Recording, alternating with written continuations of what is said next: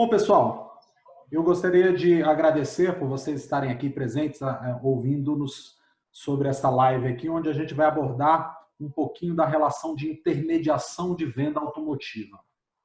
É importante vocês entenderem que no mercado existe uma modalidade de venda que é chamada de consignação. São lojas ou concessionárias que pegam o carro de terceiros e fazem uma consignação. Quando a gente montou esse negócio, a gente se preocupou muito com a responsabilidade jurídica do nosso negócio. Foi quando a gente conversou com a doutora Sávia e entendemos a nossa classificação do tipo de trabalho, do tipo de serviço que a gente vai prestar. Houve uma orientação nesse momento sobre termos técnicos desse tipo de trabalho que a gente executaria. Então, eu queria, primeiro, agradecer a doutora Sávia pela disponibilidade, pelo seu tempo, né? Fala um pouquinho, se apresenta aí, doutora, para as pessoas lhe conhecerem. Olá, pessoal. Eu sou a doutora Sávia Coimbra. Nós atuamos num escritório aqui em Brasília, especializado em direito civil, e aí inclui toda essa questão, né, do contrato de corretagem, compra e venda, enfim, né, neste ramo específico do trabalho de vocês. A doutora Sávia, ela hoje faz toda a nossa assessoria e ela já tem uma experiência no segmento automotivo que facilita muito as nossas questões, as nossas dúvidas, tudo que é envolvido a essa relação de consumo que a gente, não vou chamar de relação de consumo, porque não é uma relação de consumo, essa relação de prestação de serviço que a gente executa. Então, no primeiro momento, a primeira pergunta que eu lhe faço, doutora, é: consignação, esse termo, ele é cabível ao nosso negócio ou não? Não. Esse termo não é cabível, porque consignação remete à posse, né? O Código Civil dispõe expressamente sobre essa modalidade. Então, é uma modalidade onde há, né, os elementos caracterizadores, enfim, há proteção jurídica em relação aos trabalhos realizados em consignação. Não é o caso de vocês, porque consignação, como eu disse antes, remete à posse. E neste trabalho onde vocês executarão, não haverá a posse do bem, né, para o intermediador. O intermediador, ele não, em momento algum, ele vai ter essa posse do bem, vai ficar sempre a critério do, né, a posse do bem vai ficar sempre encarregada do proprietário. O proprietário vai permanecer na posse do bem até, né, o contrato final de compra e venda, onde vai passar, né, a posse ao comprador. Então, chamaríamos o nosso negócio de corretagem. Seria a Exatamente. caracterização. A corretagem está expressamente prevista, né, no Código Civil, o serviço de corretagem, no artigo 772 do Código Civil. Ele traz lá todos os requisitos, os elementos que caracterizam essa prestação de corretagem, intermediação de vendas. Entendi. Então, ou seja, para você que está procurando empreender, vendendo carros em consignação, que na verdade não é, você não pode chamar de consignação. Tá? Porque a consignação ela é caracterizada por estes critérios que a doutora acabou de fomentar. O critério principal da consignação é a posse do bem. Então, como o carro no nosso negócio sempre fica em posse do proprietário, a gente faz um serviço de intermediação. Intermediação através de uma corretagem. Né? Exatamente. Isso aí é extremamente importante a gente colocar, porque isso é um divisor de águas em relação à responsabilidade civil que você vai ter em relação àquele carro que você está vendendo. Correto, doutora? Posso chamar dessa forma? Sim, sim. Então, vamos lá. A partir do momento que eu contrato com o cliente, faço um contrato com o cliente para intermediar a venda do carro dele, eu vou vender de um cliente A para um cliente B, eu vou ser apenas uma ponte em cima sobre esses dois clientes. Eu queria saber o seguinte, em relação ao nosso negócio. Existe alguma relação de consumo nesse momento entre clientes? Não existe relação de consumo, tá, entre o intermediador de vendas e nenhuma das outras partes envolvidas no negócio. Por quê? Porque o papel dele de intermediador de vendas, ele é caracterizado pelo Código Civil. Então, o Código Civil ele é expresso quanto às responsabilidades deste intermediador de vendas. Trata-se de um contrato de corretagem e não há, então, incidência do Código de Defesa do Consumidor. Ou seja, a pessoa que compra um carro que eu estou vendendo, apesar de eu estar anunciando no meu nome, tudo isso aí, quando ele for requerer uma garantia do carro, de quem é a obrigação da garantia? Eu tenho, como intermediador, obrigação em dar uma garantia no carro para esse cliente que eu estou vendendo? Não. A garantia e qualquer outra obrigação que envolve esse bem que será vendido é do proprietário do bem, tá? Então, o intermediador, ele não vai ter nenhuma responsabilização nas questões que envolvem o bem, né? Por exemplo, um vício oculto, um defeito no bem. A garantia prevista pelo Código de Defesa do Consumidor, ela fala expressamente motor e câmbio, né? Mas a gente sabe que na prática, quando acontece um problema maior no carro, normalmente o cliente que está insatisfeito, ele entra com uma ação contra o antigo proprietário do carro, solicitando uma garantia para outros termos, né? Em geral, suspensão, essas coisas assim, que são passíveis de garantia.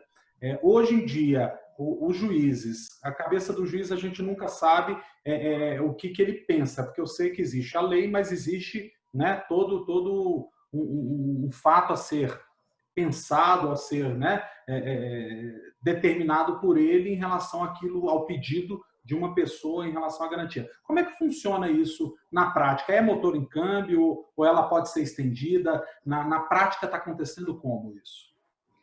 Olha só, essas questões da garantia, quando a gente não está tratando de uma relação consumerista, né, uma relação comum, comprador e vendedor, ela vai ser toda entabulada no contrato de compra e venda. Então, existe um instituto no Código Civil que chama pacta sunt servanda. O que é pactuado entre as partes torna-se lei. Então, por isso o contrato ele tem que vir muito bem elaborado para prever toda essa questão da garantia. E aí, você questiona como os juízes têm decidido, como isso acontece na prática, muito embora a lei preveja, né, situações diversas. Quando você menciona isso, você está indo diretamente às garantias ali do Código de Defesa do Consumidor. Como no caso não se aplica o Código de Defesa do Consumidor, vai vir tudo, vai ser amparado, né, toda essa questão no contrato entabulado entre as partes. Então, no contrato, o comprador pode deixar esclarecido exatamente quais serão as garantias que ele vai estar cobrindo ali a partir daquele contrato, como ele vai, né, se posicionar em relação àquela venda. E aí entabula-se o que for melhor para o comprador e vendedor. Entendi. Então, e em relação, a senhora está falando de contratos, a importância de contrato. Lógico que o advogado ele sempre procura colocar no papel aquilo que está sendo acordado para que depois nenhuma parte requeira algo que não foi acordado e para que também não existam dúvidas, né? Quando a gente fala de contratos, a grande orientação que eu tive ao montar esse negócio foi criar esses contratos. Que tipo de contrato prevê esse negócio que seria importante a gente ter? E não ter, assim, não abrir mão desses contratos para que a gente possa se resguardar. Exatamente. Os contratos imprescindíveis para esse negócio, o primeiro deles refere-se ao contrato do serviço de corretagem, né? Entre o intermediador e o proprietário do bem. Nesse contrato vão estar previstas todas as situações que envolvem ambos, né? Que ele vai ser só um intermediador, as responsabilizações, etc. Outro contrato de suma importância é o contrato de compra e venda entre o comprador e o vendedor. Muito embora seja intermediado pelo corretor, você pode dar, né, esse suporte jurídico já para se prevenir de qualquer responsabilização. Então, já pode orientar o vendedor quanto às cláusulas necessárias para que não ocorra nenhuma nulidade desse contrato. Como eu disse anteriormente, ele é um contrato com base na legislação civil. E um contrato desses bem feito, que não enseja qualquer nulidade, não ensejador, né, de qualquer nulidade futura, ele não vai ser questionado judicialmente. E se for, não vai ter nenhuma perda para o vendedor do bem. Entendi. Nesse contrato de venda, é importante a gente colocar que a responsabilidade da garantia é do proprietário do veículo, né? Seria algo Sim, por aí, né? Para mostrar também expressamente. esse momento. O que eu costumo falar para você que trabalha com vendas de carros é que tudo deve ser negociado no ato da venda. se você deixar alguma lacuna para depois, muito provavelmente você vai ter uma dor de cabeça. Então, no momento em que você está pegando um carro para intermediar a venda dele, é importante você colocar tudo isso para o cliente, para que ele entenda as responsabilidades dele também. Por isso, a gente colocou isso no papel e criou um contrato de intermediação de venda. Porque ali, por mais que você esqueça de falar algumas coisas, ali vai estar escrito. Então, é importante, no momento que você capta esse cliente, que você vai trabalhar a venda do carro dele, que a primeira coisa que seja feita é a assinatura desse contrato de intermediação de venda. Posteriormente isso, você vendeu o carro no momento da venda, é importante colocar todas as responsabilidades, o que se deve fazer em todos os casos que porventura surgir. Por isso, a gente criou também um contrato de venda para que, se a gente esquecer de alguma coisa, nesse contrato vai estar escrito claramente a responsabilidade de cada um. Então, o que a doutora quis dizer é que nós, como intermediadores de venda, não temos necessidade nem obrigação jurídica de assinar esse contrato, pois a gente está fazendo apenas uma junção de interesses entre o vendedor e o comprador. Então, a gente apenas vai acompanhar, cabe a nós certificar que os procedimentos estão sendo corretos. Então, nossa consultoria ela serve para isso, para juntar essas partes, fazer o negócio entre elas e acompanhar para que seja feito de maneira correta. E os contratos, eles são fundamentais para que isso se torne correto. Estou certo? Exatamente. Certo, o próprio Código Civil prevê essa atuação com diligência do intermediador de vendas, né? O intermediador ele tem um papel fundamental, ele tem que prestar as informações, esclarecer, né, ao cliente que vai o possível comprador desse veículo, esclarecer todas as situações, por exemplo, uma situação do documento, da documentação, algum óbice na documentação. Então, há essa obrigação também de atuar com diligência, prestar as informações, né, com a maior clareza possível. Por outro lado, o possível, né, promitente ali, comprador, tem também as responsabilizações dele. Ele precisa também atuar com diligência, buscar informações do carro, fazer uma vistoria. Então, tem responsabilizações de todos os lados, né, dessa cadeia aí de vendas. E é preciso que essas responsabilizações sejam todas pactuadas por escrito, para que não ocorra nenhum prejuízo futuro. Entendi. Colocando assim, quando eu montei esse negócio, que a gente pensou em todas as coisas que a gente poderia fazer, pensando na segurança para o cliente, principalmente para o cliente que está vendendo o seu carro, a primeira coisa que eu me propus a fazer é nunca receber R$ 1 de uma venda na minha conta.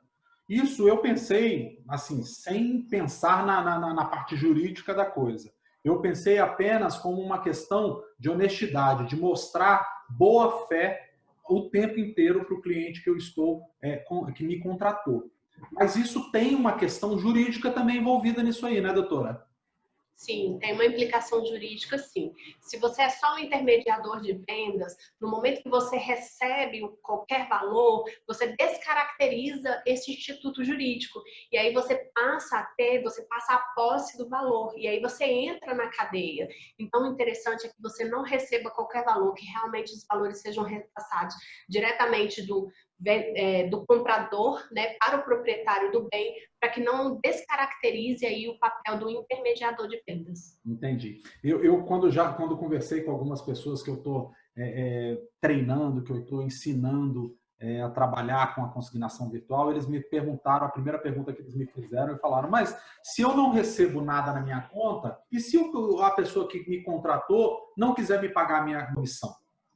Aí o que a gente responde, e eu vou perguntar para a senhora isso, para a senhora explicar mais nos termos jurídicos, eu tenho um contrato, né, um contrato de intermediação de venda.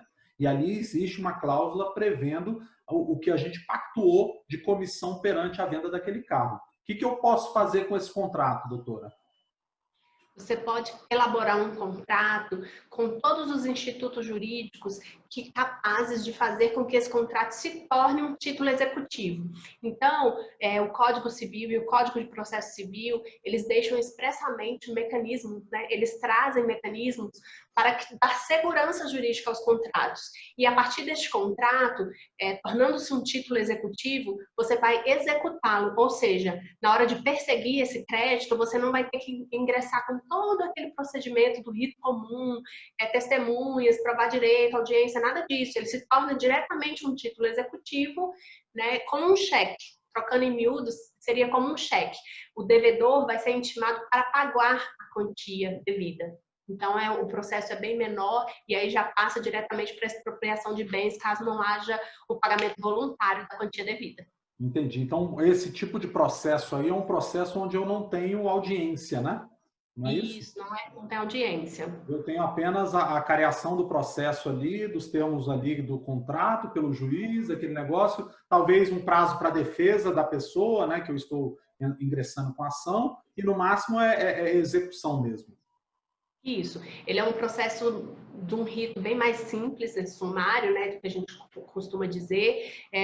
O devedor ele é intimado para pagar em 3 dias ou em 15 dias, dizer os motivos pelos quais há excesso de execução, enfim. E aí, o contrato bem ajustado, ele não dá ensejo a esse prazo de 15 dias, tá? Alegar, por exemplo, nulidades naquele contrato ou outras previsões que temos ali no Código de Processo Civil. Então, quando o contrato está bem elaborado e torna-se realmente um título executivo, o devedor vai ser intimado para pagar em 3 dias, e aí já vai se passar para a expropriação dos bens. Ou seja, o que acontece? A gente não precisa se preocupar e muitas pessoas se preocupam em não retirar já a comissão, senão a pessoa não vai querer pagar e tal. É importante vocês entenderem que nós prestamos um serviço e onde o bem maior que a gente pode oferecer é a nossa honestidade. Então, o princípio fundamental do nosso negócio é acreditar e se precaver de possíveis fraudes e coisas desse gênero. Então, para que a gente traga total segurança para o cliente que está nos contratando, é importante, e ainda por questões jurídicas, é importante que todo o dinheiro seja depositado na conta do proprietário do veículo. Doutora, a gente fez aqui uma parceria quando a gente se conheceu e a senhora redigiu todos os nossos contratos. Hoje a gente tem isso tudo segmentado dentro da nossa franquia. Então, ou seja, para você que vai se tornar um franqueado da Trust, essa assessoria jurídica a gente já vai ter e vocês vão ser orientados o tempo inteiro. Caso tenha alguma coisa nova no código, né, alguma coisa que a gente possa precisar, a doutora sempre vai orientar a gente. Então, para o franqueado Trust, a gente tem esse apoio jurídico. Agora, doutora, a senhora está se propondo a disponibilizar esses documentos, a gente vai comercializar ele, vamos depois avisar para as pessoas que tiverem interesse. Como a senhora fez para mim, a senhora vai disponibilizar isso aí por um preço interessante aí para que as pessoas possam realmente terem esse apoio, não é isso mesmo?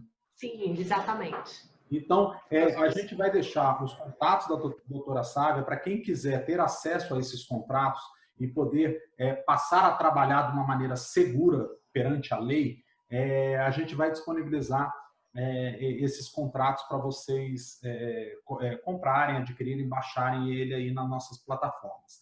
Para quem está fazendo treinamento de intermediação de vendas, é importante que vocês vão ter um desconto e dentro da plataforma do Hotmart vai estar disponível esses contratos para você baixar e já adquirir. Tá? E para quem é franqueado, como eu expliquei, já vai ter todo esse apoio dentro do nosso pacote de franquias. Tá? Doutora, teria mais alguma coisa que a senhora acharia relevante a gente colocar aqui em relação a esse negócio de intermediação de vendas? Basicamente é isso. Nós aqui do nosso escritório nos colocamos à disposição para estar prestando qualquer outro esclarecimento, qualquer dúvida remanescente, né? Vocês podem estar procurando pela gente e a gente está aí com todo o apoio jurídico para oferecer. Como eu disse no início, que ela tem experiência no nosso segmento, eu acho que é importantíssimo a gente colocar que já que uma pessoa que já trabalha com isso, ela tem a facilidade de lidar com algumas demandas. Doutora, onde as pessoas aí podem te encontrar? Tem algum site na internet, alguma coisa aí que a gente possa veicular aqui agora? Temos sim. Podem nos encontrar no site www.sabiacoimbra.adv.br. Nós temos também a nossa rede social, que é o sabiacoimbra.advocacia, e também podem nos encontrar aqui presencialmente. Nós ficamos aqui em Brasília, mais especificamente na cidade de Águas Claras, na Avenida Pau Brasil, edifício Le Quartier, sala 704. Legal. Isso é independente dela estar em Brasília, esse apoio contrato de contratos e tal, você pode estar em qualquer local do Brasil, tá? Então, não necessariamente a gente precisa de estar em Brasília para você ter esse apoio jurídico. É lógico que se houver uma demanda jurídica, é mais difícil ela acionar, né, doutora? Fazer uma defesa de longe, não sei se é mais difícil isso, né? Hoje os processos judiciais são todos eletrônicos, então diminuiu sim essa questão da distância. Tudo é passível de se resolver eletronicamente, salvo uma audiência ou outra que a gente pode estar tendo que fazer pessoalmente. Eu recomendo muito a advocacia da doutora Sávia, que tem ajudado a gente bastante. A gente praticamente não tem problemas hoje jurídicos em função desse apoio, dessa, digamos assim, dessa preparação que a gente fez antes de entrar no mercado. Porque se você entrar de sola fazendo algumas coisas, tem muita gente que acha que é advogado, né? Que acha que sabe tudo de lei, porque já trabalha há 20 anos com isso, nunca tive problema, mas tem coisas que a gente tem que tomar cuidado, e é aquilo que eu falei, contrato por escrito, avisado, não gera problema futuro. Exatamente. Correto?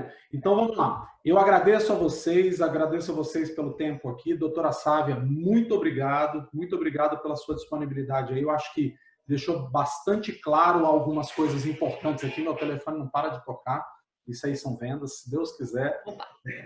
Então, eu agradeço. Muito obrigado. Até uma próxima aula que a gente puder disponibilizar os seus conhecimentos também. A gente vai procurá-la com todo o carinho que a senhora também nos recebeu. Tá bom? Muito obrigado. Muito obrigada. Boa tarde. Boa tarde, gente. Até a próxima.